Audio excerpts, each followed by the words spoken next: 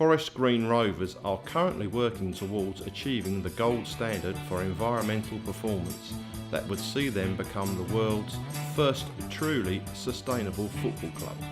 So how does the club achieve this? Currently we are trying to, if we are not already the greenest football club in the world,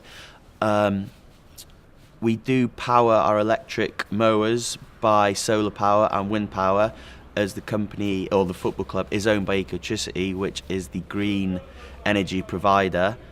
There's only myself that work on the pitch. I do have volunteers for match days, but we do use an Artesia ET Mow robot mower. I like the ET Mow. It keeps the grass down. It doesn't collect it, but it helps. It takes small clippings off with razor blades, and those clippings go into the soil, which then the microbes and the biology inside the soil will then eat. And it doesn't do straight lines, which is fine because I want the grass to grow upwards, but in keeping with patterns as well, I only cut 2 to 4 ways. But the ET Mow going on its own, different angles, different ways and things, it keeps the grass growing upright. I do use a dentist mower, which isn't yet biofueled, but hopefully it will. There are also some very good electric mowers I've demoed, which I am quite interested in purchasing in the future. We also use an electric spraying machine. We do have an electric rotary, which we use for around the edges.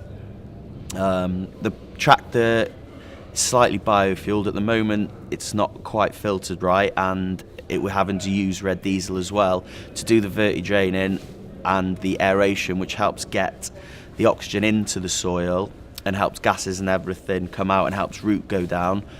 Everything I spray is all organics. I use complex teas, which are fungal digesters, which are spawned in a lab, freeze-dried, packaged up, and then when you add water, it releases it into the soil. I mix that with seaweed and manure mixes sometimes as well. We add carbohydrates, amino acids to the soils. This is took up through the root, and in the soil it will then help promote healthier plants. We use organic fertilizers, which are granular based, turkey litters.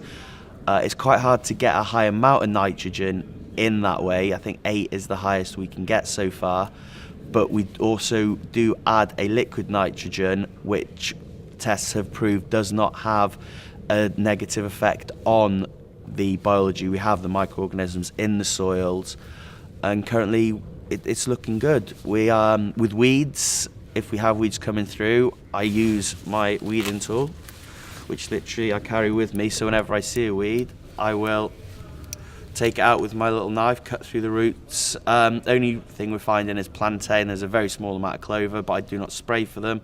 I cut them out by hand. Touch wood, it's now November, there's been no signs of disease.